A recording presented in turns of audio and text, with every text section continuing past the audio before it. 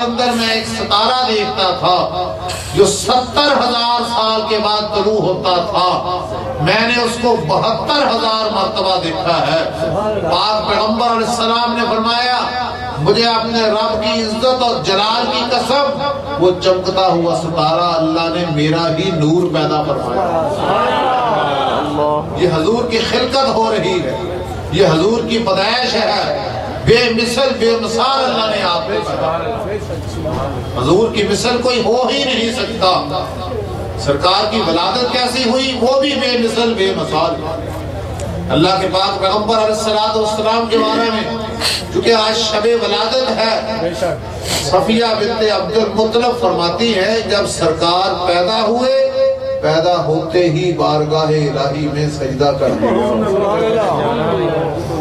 جب سر سجدے سے اٹھایا بزبان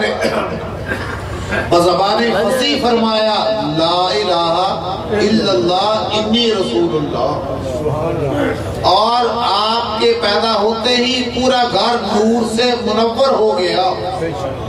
جب میں نے ارادہ کیا کہ میں ان کو غسل دوں، عام بچے کو غسل دیا جاتا ہے، تو غیب کی طرف سے آواز آئی ان کو غسل دینے کی کوئی ضرورت نہیں، یہ تو طیب اور طاہر پیدا کیے گئے ہیں۔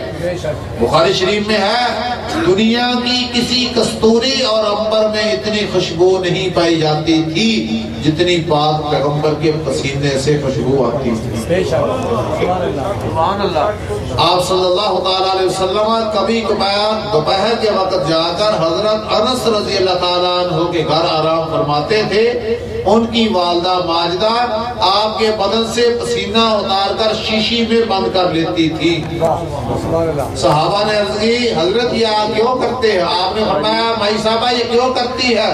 عرض کی یا حضرت ہم خوشبو کا کاروبار کرتے ہیں، جس خوشبو میں آپ کا پسینہ ڈال دیا جاتا ہے وہ بہترین خوشبو ہو جاتی ہے۔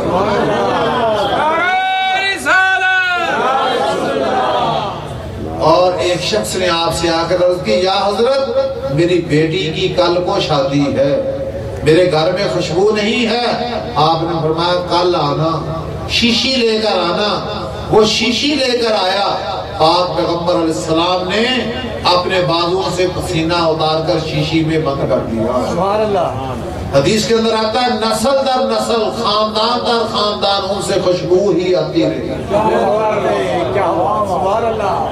جس گلی سے گزر جاتے تھے وہاں سے خوشبو آنا شروع ہو جاتی تھی، جس بچے کے سر کے اوپر ہاتھ پھیر دیتے تھے اس سے خوشبو آنا شروع ہو جاتی تھی، جس سے مصافحہ کر لیتے تھے اس سے خوشبو آنا شروع ہو جاتی تھی، جس کا بدن سرکار سے مل جاتا تھا اس سے خوشبو آنا شروع ہو جاتی تھی۔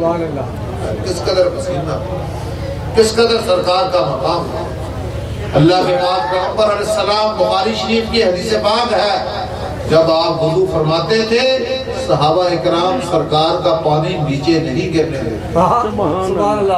سرکار کا پانی حالانکہ عام طور پر عرف کے لحاظ سے عام طور پر مستعمل پانی کو اچھا نہیں سمجھا جاتا۔ جو آدمی وضو کرتا ہے یا غسل کرتا ہے جو پانی نیچے گرتا ہے اس کو مستعمل پانی کہا جاتا ہے۔ وہ خود تو طاہر ہوتا ہے لیکن مطہر نہیں ہوتا۔ لیکن پاک پیغمبر علیہ السلام جب وضو فرماتے تھے صحابہ اکرام کیا کرتے تھے؟ ہاتھ آگے کر لیتے تھے، وہ ہاتھ اپنے بدن کے اوپر پانی سارا مل لیتے تھے۔ کیا کرتے تھے؟ بدن کے اوپر پانی کو مل لیتے تھے۔ جس کمزور صحابی سے وہ پانی نہیں لیا جاتا تھا وہ دوسرے کے ہاتھوں کی تری سے ہاتھ لگا کر اپنے بدن پر مل لیتے۔ کیا بات ہے! مشرکین کی طرف سے بخاری شریف کی حدیث پاک ہے، مشرکین کی طرف سے عروہ بن مسعود ثقفی جب سفیر بن کر صلح حدیبیہ کے موقع پر پاک پیغمبر علیہ السلام کی مجلس کے اندر گئے، جا کر ایسے مجلس لگی ہوئی ہے، اللہ کے پاک پیغمبر بیٹھے ہوئے ہیں، صحابہ بھی ایسے بیٹھے ہوئے ہیں، تو کیا کیا؟ وہ جا کر بیٹھا رہا۔ عروہ بن مسعود ثقفی سفیر بن کر گیا، سرکار وضو کرتے ہیں صحابہ پانی نیچے نہیں گرنے دیتے، سرکار لخانہ کھنگھار ڈالتے ہیں اس کو نیچے نہیں گرنے دیتے، جب وہ بات کرتے ہیں تو خاموشی کے ساتھ سنتے ہیں، جب سرکار چہرہ اوپر کرتے ہیں صحابہ نگاہیں نیچے کر لیتے ہیں۔ عروہ بن مسعود ثقفی نے جا کر بیان دیا مشرکین کو، اس نے کہا یا قوم لقد وفدت علی الملوک ووفدت علی کیسر و کسری و النجاشی، اس نے کہا میں بہت سارے بادشاہوں کے پاس گیا ہوں، ملوک کیسر کسری نجاشی کے پاس گیا ہوں، ان کے درباریوں کو میں نے دیکھا ہے، لیکن جیسے محمد کے اصحاب محمد کی تعظیم کرتے ہیں ایسا کوئی درباری اپنے بادشاہ کی تعظیم نہیں کرتا۔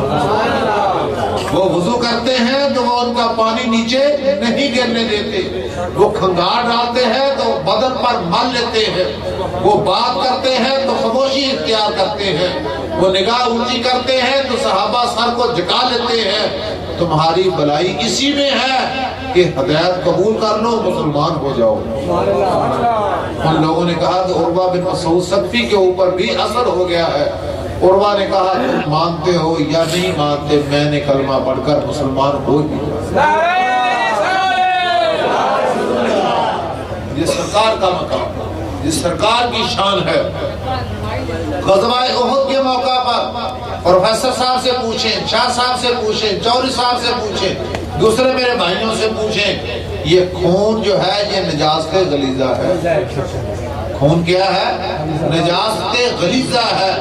انسان کے کپڑے یا بدن کو لگ جائے تو انسان نماز نہیں پڑھا سکتا۔ غزوہ احد کے موقع پر اللہ کے پاک پیغمبر علیہ السلام کے دندان مبارک کا کچھ حصہ زخمی ہو گیا۔ حضرت مالک بن سنان جو ابو سعید خدری کے والد محترم ہیں، وہ آگے بڑھے، جب خون نیچے گرنے لگا انہوں نے ہونٹ یہاں پر رکھ لیے، سرکار کا خون چوس لیا، سرکار کا خون چوس لیا۔ صحابہ نے کہا نیچے گرا دو، نیچے نہیں گرایا۔ اب حرام ظاہر تو ایسا تھا، خون حرام ہے، اللہ کے پاک پیغمبر نے یہ نہیں فرمایا اے مالک بن سنان تو نے غلط کام کیا، ایسے نہیں کیا۔ فرمایا جس آدمی نے روئے زمین پر چلتا پھرتا جنتی دیکھنا ہے تو مالک بن سنان کی طرف، جس نے روئے زمین پر چلتا پھرتا جنتی دیکھنا ہے تو مالک بن سنان کی طرف دیکھو۔ اتنا بڑا ان کا مقام، اتنی بڑی ان کی شان ہے۔ ایک عورت تھی ام ایمن، اس نے سرکار کا بول مبارک پی لیا، اس نے سرکار کا بول مبارک پیشاب مبارک پی لیا۔ آپ نے فرمایا اس کے اوپر دوزخ کی آگ حرام ہو گئی، دوزخ کی آگ ان کے اوپر کیا ہو گئی ہے؟ حرام ہو گئی ہے۔ اس قدر سرکار کا مقام ہے، اس قدر سرکار کی شان ہے۔ اللہ کے پاک پیغمبر دیکھیں، میں دیکھتا ہوں تو مجھے صرف آگے سے نظر آتا ہے، پیچھے سے مجھے نظر نہیں آ رہا۔ پیچھے سے کسی کو نظر آتا ہے؟ لیکن میرے اور تیرے نبی کا مقام کیا ہے؟ بخاری شریف پڑھ کر دیکھو، فرمایا جیسے مجھے آگے نظر آتا ہے ویسے ہی پیچھے نظر آتا ہے، جیسے مجھے روشنی میں نظر آتا ہے ویسے ہی اندھیرے میں نظر آتا ہے۔ یہ سرکار کا مقام ہے۔